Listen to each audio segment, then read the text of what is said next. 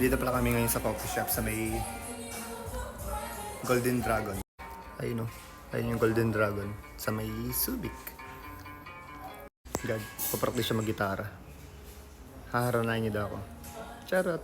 Kinikilig siya. Ay, sarap mo dyan, kuya. Haranayin mo nga ako, God. Di. Haranayin mo ako. Haranayin mo. Ay, bakit yun? Wag o, magre-rate lang ng kape.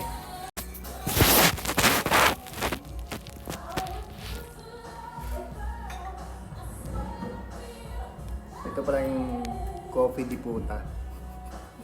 I-rate natin yung kape nila. Ay, umasa na nandun. Masarap yung kape. I-rate lang. Hindi. Kaya mo yung kape. Dahil tikman mo lang. I-rate natin yung kape. Ano, ang lasa? Kalasa ko na. Kalasa ko daw to. 100/100.